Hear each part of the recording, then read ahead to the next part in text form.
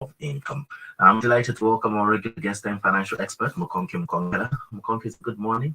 Good morning. How are you? Very well, thank you. And how are you? I'm good. Great.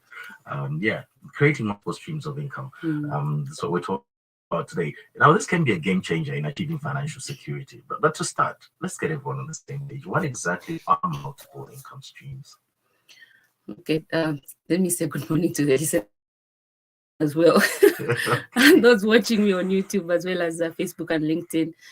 Good morning, everyone.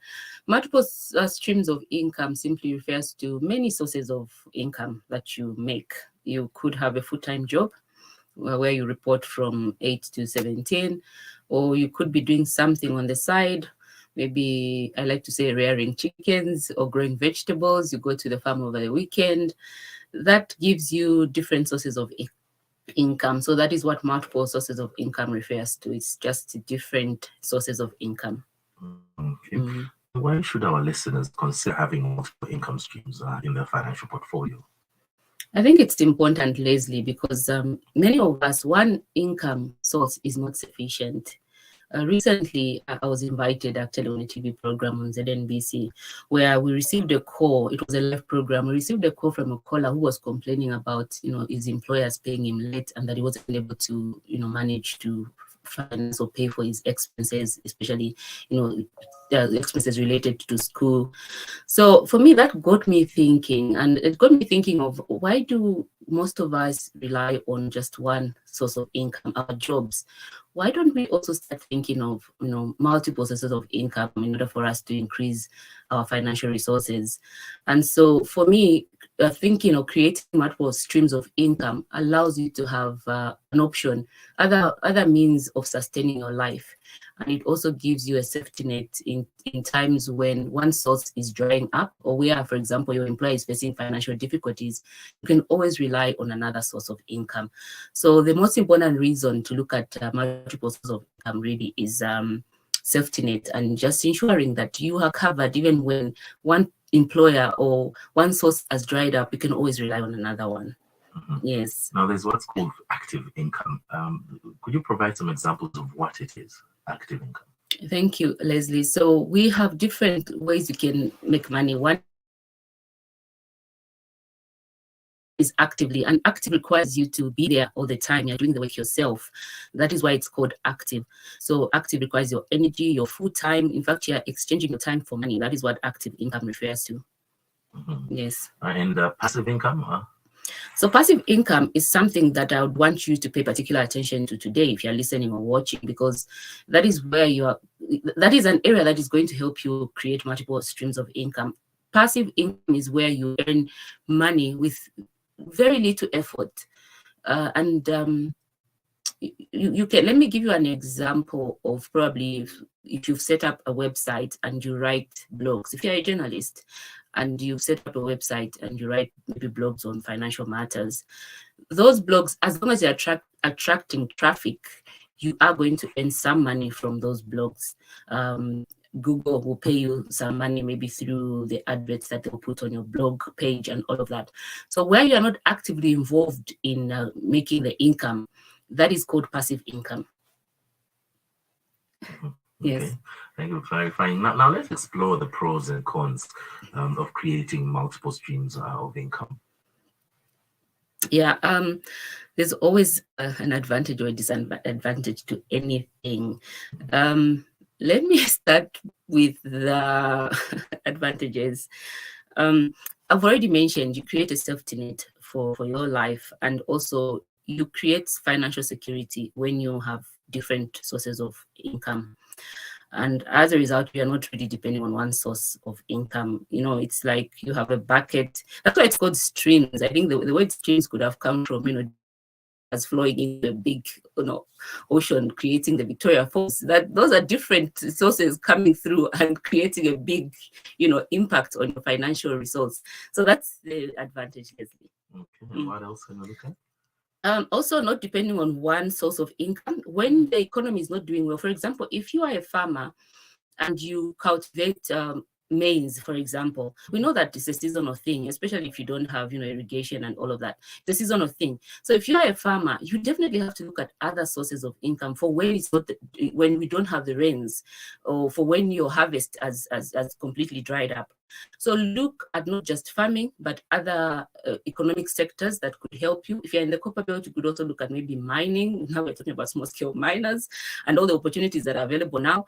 So when you're during seasons when you're not farming, when you're not earning income from your farm, you could also look at another income source, so that the economic differences between agriculture and mining are different. So when during seasons when you don't have money through your farm, you can always have money maybe through your mining or through other, so it's like you are covering all economic factors, if you like.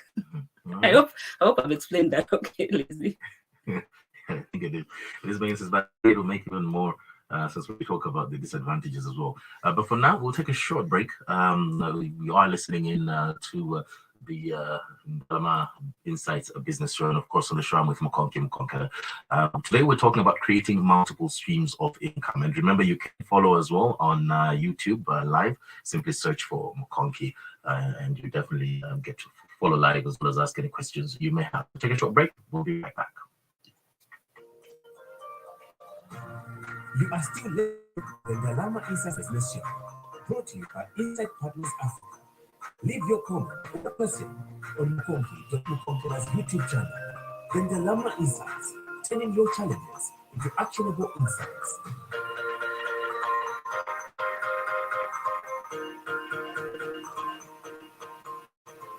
Thank you for staying with us. Of course, we're talking about creating multiple streams of income. I have Mukonki with me in the studio. We've spoken about some of the advantages of the multiple streams of income. Now let's talk about the disadvantages. Thank you. Because it doesn't sound like there are any disadvantages. They are. There could be, actually. It all depends on how you look at it. Let me say, I'm one person that advocates for focus. I like to say focus on one thing and get to do it really well. And this also applies to multiple streams of income. It can be a challenge. Let me give you an example, my personal example now. I mean, I started my business way back in 2013, September. In fact, we are celebrating 10 years as Insight Partners. Leslie, for you to grow a business, it takes a lot of effort, a lot of work. And I'm sure you know that. You've interacted with different business people. So for you to achieve something in life, it takes a considerable amount of work. Now, if you add on another stream, another source, it actually becomes much more complex and harder for you to even get anything from any one stream.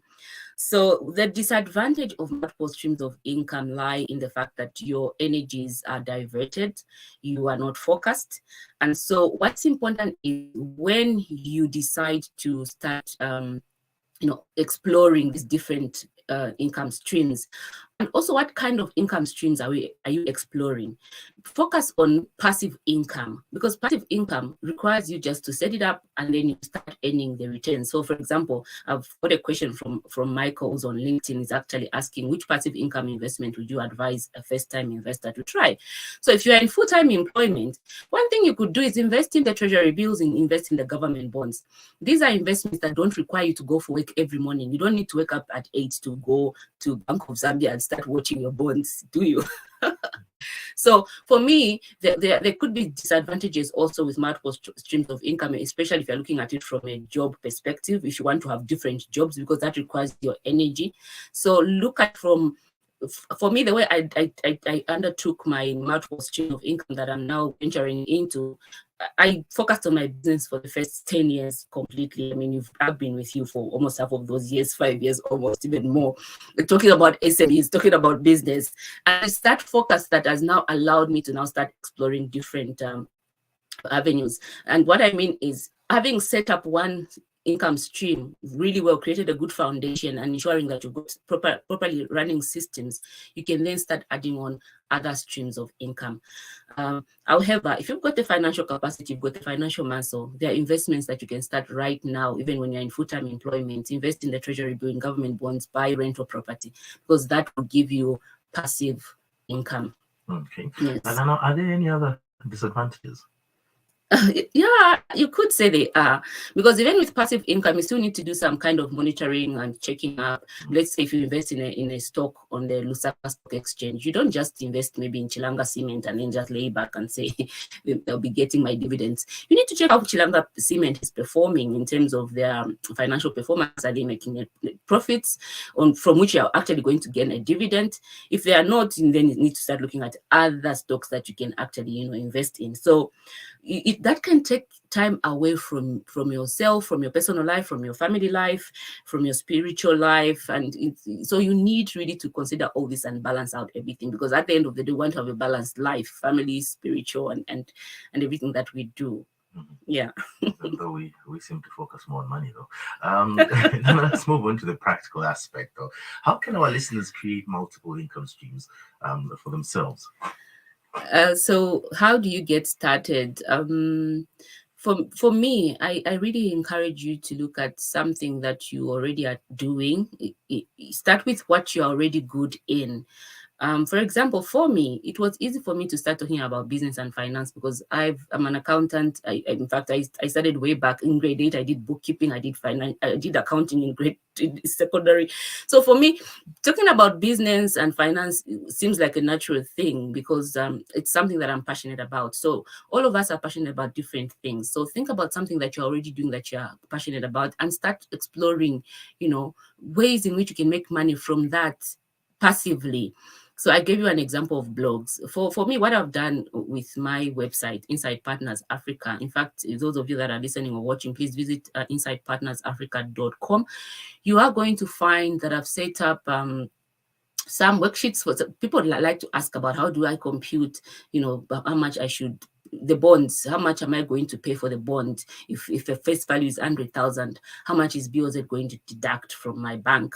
So I've done some kind of calculator, which I'm now selling. I used to give it for free. Now I'm selling that for just $5 because I can't charge in Kwacha online, unfortunately. So I have to charge in dollars. So I'm charging it at $5 per download. $5 is about what, Leslie? About 100 Kwacha. And that goes to just help with my work also for those that appreciate the work that I do. So that creates some passive income stream for me. So the more 100 Kwachas I can get, hopefully I can get some today. It means that I'm actually making money passively. So that's an example of how you can make passive income. Remember, passive income is about you not actively working. Consider treasury bills, government bonds, unit trusts. I always get questions to say, Mkonki, which unit trust should we invest in? Like I always say, I'm not a legally registered financial advisor. I am an accountant, very qualified, but I need to get a license for me to advise you. However, you can come to me personally at my office and I will give you that advice in person. But I cannot publicly say, please go to this unit trust and consider their investments and all of that. We've got a few. I've done quite a lot of research. We've got a few, and there's one that I'm actually passionate about in terms of unit trusts in Zambia. So come to my office. Let's have a discussion. Okay. Passive income. Huh? Yeah. Another example of passive income is where you invest in someone. I've seen people who do it quite simply. You find someone who knows how to do hair very well. They open a salon for that person and you don't run it. It's not even your business, but you get like a rental of some sort, like it's a payback and it comes over a year or 2 years. It's also passive income. And people, there's small things like that. Huh? Exactly. That's a very brilliant example you've mentioned, Leslie. You don't have to be the hairstylist. Our friends abroad have actually set up websites where I'm not the hairstylist, but I collect all the hairstylists together and I refer clients to them. Maybe I've got a good network of clientele. Maybe I work in a corporate environment where I used to run a salon, by the way, a kids salon. So imagine and I work full time in a corporate environment and I've got colleagues that have got kids that want haircuts and hair done. If I create a website, I don't need to be a hairstylist. If I create a website where I refer these hairstylists, to my client, to my colleagues or my workmates, I'm making money. They're paying me a percentage of whatever they are making. So that is how we just need to think a little bit out of the box. Yes. Thank you. Thank you for sharing your insights and experiences with us today. It's been an incredibly informative show. Thank you so much. And thanks to everybody. There are quite a number of questions online. We've run out of time. ZNBC is going to kill me. We'll talk about some questions next time. And that's it for today's show. We'll be back next Tuesday with more valuable insights. And until then, stay financially savvy and stay tuned to Ndalama Insights. You have been listening to Ndalama Insights.